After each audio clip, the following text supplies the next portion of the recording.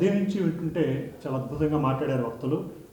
సోదరుడు కోటేశ్వర గారు ఆయన ఎప్పుడు మాట్లాడినా చాలా తులనాత్మకంగా ఒక విషయాన్ని చారిత్రకంగా తులనాత్మకంగా చెప్పడం చాలా గొప్ప విషయం, గుర్తుపెట్టుకోండి.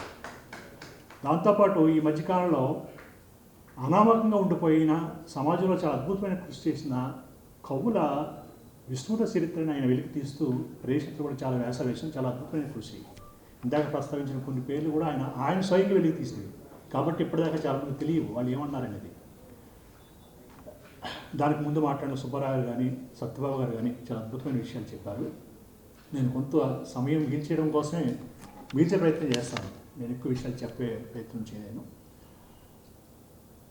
దీన్ని సమన్వయం వహిస్తున్న మిత్రుడు విజయరావు గారు చెప్పినట్టుగా పెరియారు ఒక యుద్ధ వీరుడు, ఒక పదునైన కత్తి.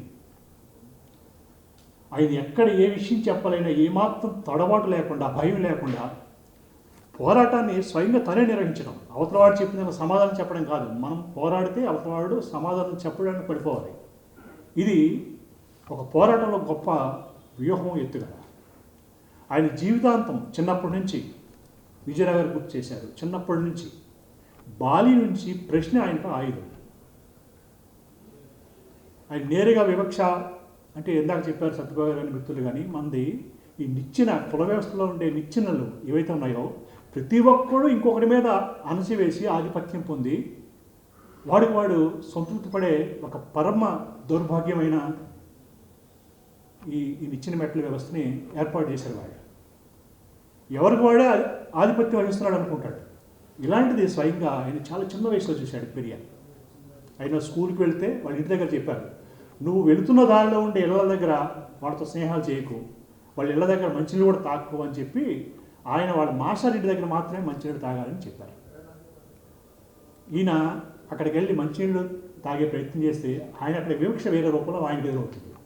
కింద పెట్టబడిన గ్లాసులో పైనుంచి నీళ్లు పోస్తే ఈ నీళ్ళని ఆయన ఎత్తి పెట్టుకొని తాగి ఆ గ్లాసు మళ్ళీ శుభ్రపరిచి అక్కడ పెట్టాలి. ఇది ప్రశ్న ఉదయిస్తుంది, ఎందుకు ఇది ఆయనకు అలా ఎత్తి పెట్టుకొని తాగడం వల్ల కూడా చిన్నపిల్లవాడు మొత్తం సట్టంతా అసలు అసౌకర్యంగా ఉండింది, తడిసిపోతుంది. ఇది బాగోలేదని చెప్పి మిగతా వాడితో స్నేహం చేస్తాడు. మళ్ళీ అక్కడ కూడా మళ్ళీ వాళ్ళు అడుగుతారు, మీరు మా ఇళ్ళ దగ్గర నీళ్లు తాగుతారని. ఇది చాలా తీవ్రమైన ప్రశ్నకి ఆయనకి దారితీస్తుంది. ఈయన ఒక వ్యాపారం చేసే తండ్రి, ఆదాయం బాగా వచ్చే కుటుంబం. వీళ్ళ ఇంటి దగ్గరికి పూజారులు, భాగవతారులు పెద్ద సంఖ్యలో వచ్చేవాళ్ళు, రామాయణ భారత కథలు ఏమని చెప్పేవాడు. ఈయన మొదటి నుంచి ప్రశ్నలు వేసేవాడు, ఇది ఎలా ఎందుకు జరుగుతుంది, దీనికి కారణం ఏమిటి అన్నప్పుడు వాడు చెప్పగలిగిన వాడికి చెప్పడం. కానీ ఈ ప్రశ్నలు వేసే కుర్రవాడు అంతటితో సంతృప్తి పడేవాడు కాదు. ఇది మహాత్మ్యమని లేదా మాయని అంటే అక్కడితో ఆగిపోయే తత్వం కాదు. కాబట్టి ఇతను అడుగుతున్న ప్రశ్నలు వాళ్ళకి ఆటంకాలుగా మారిపోయి సమాధానం చెప్పలేని స్థితికి వెళ్ళిపోయినప్పుడు వాళ్ళు ఇది నమ్మి తీరాల్సిందే, ఇది ఎలాగే ఉంటుంది, ఇది మహాత్మ్యమని పద్ధతులు చెప్పినప్పుడు ఆయన సంతృప్తి చెందలేదు. తల్లి నుంచి ప్రారంభంలో ఇలాంటి ప్రశ్నలు అడగకూడదని చెప్తున్నప్పుడు ఆయన ప్రశ్నే ఆయుధంగా ఆయన జీవితాంతం జీవించాడు. ప్రశ్నని కట్టడి చేసేది మతం అని గుర్తించాడు, మనిషిని ముందుకు నడిపించేది ప్రశ్న అని గుర్తించాడు. దీంట్లో భాగంగానే తండ్రితో విభేదం వచ్చినప్పుడు ఆయన కాశీ వెళ్ళి కాశీలో ఇందాక విజయరావు గారు చెప్పినట్టు ఒక వివక్షని ఎదుర్కొంటాడు. ఆయన ఒక సత్రంలో బోధన చేసే ప్రయత్నం చేస్తే అతను బ్రాహ్మణుడు కానందు వల్ల ప్రవేశం దొరకదు. ఆకలితో నకనకలాడుతాడు. వేరే మార్గంలో ఒక జంధ్యాన్ని సంపాదించి మెళ్ళ వేసుకుని వెళ్ళినప్పుడు కూడా ఆయనకి మీసాలు ఉండటం వల్ల ఈయన బ్రాహ్మణుడు కాదని గుర్తించి మళ్ళా ఆ కాపలదాడు ఆపేస్తాడు. ఆఖరికి కొంత నిరీక్షించిన తర్వాత మిగిలిపోయిన భోజనాన్ని కుక్కల కోసం వాళ్ళు గోడలు విసేస్తే వాటితో పోటీ పడి కొంత ఆహారాన్ని తీసుకున్నానని ఆయన చెప్పాడు ప్రసంగంలో. అప్పుడు ఆ గోడ మీద చూస్తే ఈ సత్రంలో బ్రాహ్మణులకు మాత్రమే ప్రవేశం అని ఉంటుంది. అక్కడ తిండి కుక్కలు కూడా లభిస్తుంది కానీ కులం పేరుతో వేరే వాళ్ళకి లభించదు. తీరా చూస్తే ఆ సత్రాన్ని నిర్మించిన వాళ్ళు తమిళనాడుకు చెందిన బ్రాహ్మణేతరులు. వాళ్ళ విరాళాలతో నడుస్తున్న సత్రంలో వాళ్ళకు చెందిన వాళ్ళకి భోజనం దక్కదు. ఇంత దౌర్భాగ్యం, ఇంత దుస్థితి ఈ దేశంలో ఎందుకుందనే ప్రశ్నల పరంపర ఆయన్ని గొప్ప అద్భుతమైన వీరుడిగా తీర్చిదిద్దింది. మతం అనేది, కులం అనేది ఎంత దుర్మార్గంగా సమాజాన్ని విడదీస్తుందో, మనుషుల్ని ఎంతగా వేరు చేస్తుందో ఆయన ఆచరణలోంచి, ఆయన అనుభవంలోంచి గుర్తించి దాని మీద చివరకంట ఆయన గట్టి పోరాటం చేశాడు. కుటుంబ సభ్యుల్ని ఆలోచించేవాళ్ళగా తయారు చేయడం, చుట్టూ వాళ్ళగా ఆలోచించేవాళ్ళగా తయారు చేసే ఒక అద్భుతమైన కృషిని ఆయన చేశాడు. ఆ విధంగా ఆయన మతానికి సంబంధించి ముఖ్యంగా బ్రాహ్మణవాదాన్ని ఎండగట్టడంలో ఏమాత్రం ఎక్కడా రాజీ వహించలేదు. ఆయనకు అప్పటికే ఉన్నత కుటుంబం కావడం వల్ల, వ్యాపార కుటుంబం కావడం వల్ల రాజకీయంగా అవకాశాలు వచ్చాయి. ఆయన కాంగ్రెస్ పార్టీలో రాజాజీ కోరిక మేరకు చేరిన తర్వాత 1925లో ఈరోజు మనం అడుగుతున్న అనేక ప్రశ్నలకి జవాబులుగా ఆయన పార్టీలో బ్రాహ్మణేతరులకు కూడా స్థానం ఉండాలి అని ఒక తీర్మానాన్ని పెట్టాడు. తీర్మానాన్ని పెట్టినప్పుడు అది పెట్టకూడదు అని వ్యతిరేకిస్తే ఈయన గట్టిగా పట్టుబట్టాడు. ఈ తీర్మానం కనీసం పెట్టాలంటే 30 మంది సభ్యులు సంతకం పెట్టాలని, అలా పెట్టలేరనేది వాళ్ళ భావన చెప్పిన వాళ్ళకి. కానీ ఆయన 50 మంది సంతకాలు పెట్టించారు. తీర్మానం పెట్టి తీరాలంటాడు. ఆఖరికి ఇది మన విధానానికి వ్యతిరేకం అని అధ్యక్షుడి చేత చెప్పించేసి తీర్మానమే పెట్టనివ్వలేదు. ఆ దుర్మార్గం వెనక బ్రాహ్మణవాదం, ఆధిపత్యవాదం ఎంత తీవ్రంగా ఉందో గుర్తించి ఈ పార్టీలో ఒక క్షణం కూడా ఉండనని ఆయన నిరసన చెప్పి బయటకు వచ్చేసాడు. పెరియార్ జీవితంలో ఎక్కడ తన వాదన నెగ్గలేదనుకున్నా ఆఖరిదాకా గట్టి ప్రయత్నం చేస్తాడు నిర్మోహమాటంగా. ఇక అనేక కుట్రల కారణంగా ఇది చెల్లుబాటు కాదనుకున్నప్పుడు ఎలాంటి అభ్యంతరం లేకుండా చాలా ధైర్యంగా బయటకు వచ్చేసాడు. ఈ విధంగా బయటకు వచ్చి ఆయన స్వాభిమాన ఉద్యమాన్ని, సెల్ఫ్ రెస్పెక్ట్ మూమెంట్ని ప్రారంభించి అనేక మందిని కూడగట్టి, ఇది ఇందాక విజయరావు గారు చెప్పినట్టుగా తమిళనాడు రూపురేఖలను మార్చేసి ఒక రాజకీయ ఉద్యమంగా మార్చే విధంగా ఆయన ఉద్యమాన్ని అంత బలంగా నిర్మించాడు. దానాధారంగానే ద్రావిడ నాట ఉద్యమం రావటం, అది రాజకీయ పార్టీలకు కూడా మారటం, ఆఖరికి డిఎంకే ఆయన ఆ పార్టీతో కలిసి ఉన్నా లేకపోయినా అధ్యక్షుడనే పదవిని ఆయన చనిపోయేదాకా ఆయన కోసం పెట్టి ఆయన గౌరవించారు. ఆయన సామాజిక ఉద్యమం, రాజకీయ ఉద్యమం ఈ రెండు పోటీపడి దేని వెంట నడవాలనుకున్నప్పుడు నేను సామాజిక ఉద్యమంలో ఉంటానని చెప్పాడు. కానీ అదే సందర్భంలో రాజకీయ ఉద్యమం, రాజకీయంగా మనం ఆలోచనలు ఉండటం అనేది ఎంత అవసరం కూడా ఆయన చాలా ప్రసంగాల్లో చెప్పారు. 1925లో ఆయన ప్రతిపాదించిన కులం ఆధారంగా స్థానం ఉండాలి, సంఖ్యాబలం ఆధారంగా స్థానం కూడా దక్కాలి, వాటా దక్కాలి అనేదాన్ని మనం ఇప్పటికీ గింజలాడుతుంది. అంటే ఒక వాదానికి సంబంధించిన ప్రతినిధులు ఎలా ఉంటారో, వాళ్ళు ఎలా ఆలోచిస్తారనడానికి ఆయన ఏ బ్రాహ్మణవాదం అయితే ఆయన తీవ్రంగా వ్యతిరేకించిందో, అణచివేత గురి చేసిందో దానికి ప్రాతినిధ్యం వహిస్తున్న సంఘ పరివార్, ఆర్ఎస్ఎస్, బీజేపీ నిన్నగాక మొన్న వాళ్ళు కుల గణనకి చాలా తీవ్రంగా వ్యతిరేకించారు. ఇప్పటికీ దాని ఆధారంగా ఒక చర్చ చేయడానికి వాళ్ళు వ్యతిరేకం. వాళ్ళు చెప్తున్నారు కదా కుళ్ళు సిద్ధాంతాన్ని, కులం ఇంటి వరకు పరిమితం, బయటకు వస్తే మతం, వీధిలోకి వస్తే మతం అంట, లోపల ఉంటే కులం అంట. అంటే యూజ్లెస్ ఫీలర్స్ చూడండి, ఇప్పటికీ కూడా వాళ్ళ కులం కావాలి. మీ ఇంటి దగ్గర పెట్టుకోండి, మీరు మా ఇంటికి రాకండి, మేము మీ ఇంటికి రాము.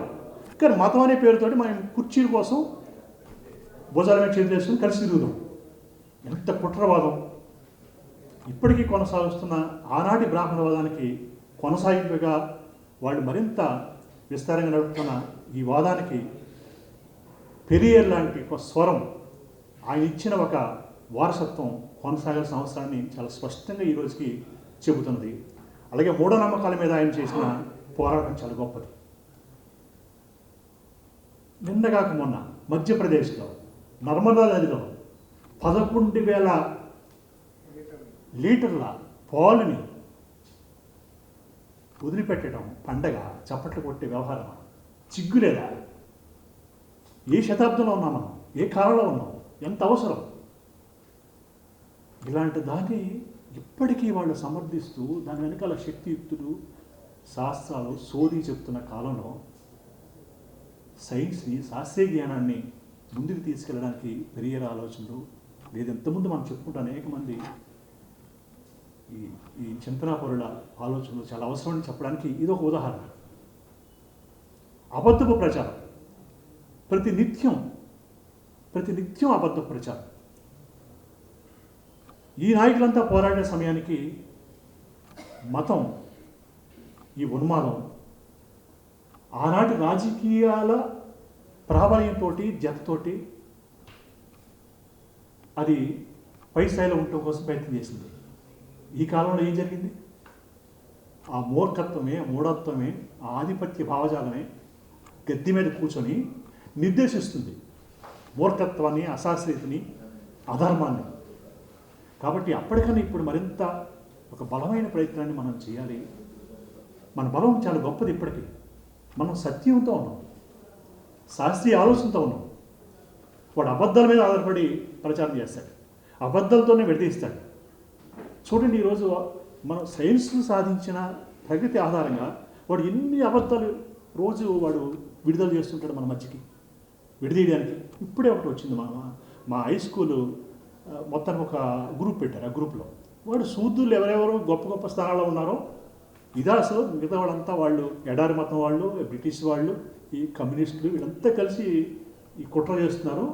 శూద్రులంతా చాలా అద్భుతంగా ఉన్నారు. వాళ్ళు పలానా ముని పలానాయన వీళ్ళంతా అద్భుతాలు సాధించారు. ఇప్పుడు ఒకటి పెట్టాడు. దాని సమాధానం చెప్పాలంటే ఇప్పుడు ఎంత మళ్ళా వెతికి వాళ్ళకి పెట్టాలి. తట్టుకోలేకపోతున్నంత దుష్ప్రచారం జరుగుతుంది. ఒక కృష్ణుడి బొమ్మని ఎవడో ఒకడు వచ్చి కొడుతున్నాడు. ఒక ఆవు ఒకటి వచ్చి వాడిని పడదోసి కుమ్మేస్తుంది. చూసారా సనాతన ధర్మం గొప్పతనం? రెండు కల్పనే. సైన్స్ ఇచ్చిన ఏఐ ఆధారంగా ఒక బొమ్మను సృష్టించి, ఒక సీను సృష్టించి నీ పనికి మాలిన వాదానికి దీన్ని బలంగా ప్రచారం చేస్తాం. ఒక అబద్ధాన్ని వాడు వాదనగా వాడుకుంటున్నాడు. సత్యం ఏం చేయాలి? మన సైన్స్ ఏం చేయాలి? మన గొప్ప అద్భుతంగా ఉండే ఆయుధాలు ఏం చేయాలి? ప్రతిరోజు మనం చూస్తున్నాం, దీనికి వందల మంది లైక్లు చేస్తుంటారు. టీచర్స్ అండి, మేము చాలా అద్భుతంగా అనుకున్న టీచర్స్, మాస్టర్లు, సైన్స్ మాస్టర్లు మా గ్రూప్లో పెడుతున్నారు. ఇది మాస్టర్ ఇది చాలా తప్పండి, ఇది పెట్టిన మా సోషల్స్ టీచర్ అన్నమాట. ఇంకొక ఆయన ఇప్పుడు మనకు కథ ఉంది కదా, సాగరుడు ఆస్వాలు ఎవడో మున్ను పట్టుకుంటే వాడు అందరం భస్మం చేసేయడం, సాగర పుత్రులు, ఇదంతా భగీరథ ప్రయత్నం. ఇదట ఈ సాగర్లో భూమి తవ్వుకుంటూ వెళ్తే అక్కడెక్కడో గంగని తీసుకెళ్తే శితాభస్మం అయిపోయిన వాళ్ళు మళ్ళీ తిరిగి స్వర్గానికి వెళ్ళిపోయారని మన కథ ఉంది. ఒకసారి మా మాస్టరే పెట్టాడు, ఇలా తవ్వుకుంటూ వెళ్ళింది కాస్త అక్కడ అమెరికా తేలుతుందట. నిజంగా చూడండి, మన సైంటిఫిక్గా చూసినప్పుడు కూడా ఆధునికంగా చూడండి, అక్కడ అమెరికా ఉంటుంది. అమెరికాలో వెళ్ళాడు కూడా ఇప్పుడు అవి ఉన్నాయి, కుప్పలు ఉన్నాయి అంటాడు. భూమి తవ్వుకుంటూ వెళ్ళడం సాధ్యమా? ఎంత అజ్ఞానం ప్రచారం జరుగుతున్నది. కాబట్టి పెరియార్ అనే ఒక కత్తి, ఒక ఆయుధం మనకు ఇప్పుడు చాలా అవసరం. మరింత బలంగా, మరింత తీవ్రంగా చెప్పడం కోసం పెరియార్ ఆలోచనలు, ముఖ్యంగా ఆయన ఎప్పుడు కూడా డిఫెన్స్లో పాడలేరు. మన సినిమాలు కూడా చూసుంటాం. ఒకసారి ఆయన వెడుతూ ఉంటే ఒకడు ఈయన్ని, ఒక శాంతసుడు ఈయన మీద ఒక చిప్పు విసురుతాడు. ఆ రిక్షాని ఆపమంటే బాబు అని చెప్పి మళ్ళా వెనక్కి వెళ్ళి దేవుడు లేడు అని వాడికి చెప్తాడు. వాడు కోపం వచ్చి ఇంకో చెప్పు కూడా చెప్తాడు. సరిపోయింది ఇప్పుడు అని 2 చెప్పులు తీసుకొని చూడండి. చెప్పి విసరడం అనేది ఒక సాధారణంగా ఒక ప్రతిఘటనగా భావిస్తాం. కానీ ఆయన తెలుగు ఉపయోగించాడు. వాడు ఇంకోసారి విసరలేడు. నీ విధ్వంసం చేయబోతుంటే దాన్ని నిర్మాణం చేస్తాను నేను అనే ఒక సూత్రం. ఎప్పుడు ఏది అవసరమో ఆ విధంగా ఫైట్ చేసే పనిని ఆయన చేశాడు. 92 ఏళ్ల వయసులో ఆయన ఒక ప్రసంగం చేస్తుంటే ఆయన అంటున్నాడు, 90 ఎంత వయసులో మీరు వచ్చి ఇంకా మాట్లాడతారా, విశ్రాంతి తీసుకుని అంటున్నారు, నేను విశ్రాంతి తీసుకుంటానా? ఆఖరి దాకా నాకు శక్తి ఉన్నంత దాకా ఈ విషయం మాట్లాడుతూనే ఉంటాను. నేను శక్తివంతులను నిరూపిస్తూనే ఉంటాను. ఆయన స్వయంగా ఎంత రాడికల్గా ప్రయత్నించినట్టే దేవుడి చిత్రపటాలని ఆ కాలుతో ఆ కార్టూన్లు ఇప్పుడు కనిపిస్తాయి. ఆయన స్వయంగా పని చేశాడు. ఈరోజు రాజ్యమే ఒక శిక్ష వేసి ఈ ఉన్మాదుల చేత బహిరంగ కూడా శిక్ష వేయించగలరు. ఆయన ఈ పనిని మనకన్నా ఒక 4-5 దశాబ్దాల క్రితం చేశాడు. కాబట్టి ఆ ధైర్యం మనకు కావాలి.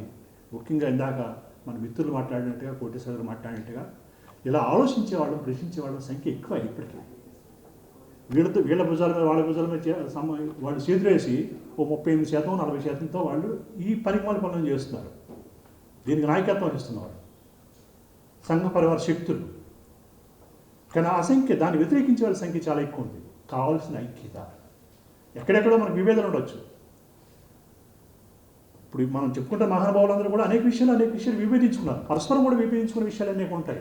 కానీ అన్న చెప్పాడు, ఎక్కడ ల్యాండ్ అయ్యాడు, మళ్ళీ ఎక్కడ టేకి పోయాడు, మళ్ళీ ఎక్కడ ల్యాండ్ అయ్యాడు. ఇది ఒక పరిణామక్రమం. మనకు అవగాహనకు వచ్చే కొద్దీ మారుతూ ఉంటుంది మన వ్యూహం. ఇది పెరియార్ జీవితం నిండా కూడా మనకు కనిపిస్తుంది. దీన్ని పాటించడం ఈరోజు చారిత్రక కర్తవ్యం, అసలు అవసరమైన కర్తవ్యం. అద్భుతమైన ఆయుధాలు మనకి ఇచ్చిపోయారు.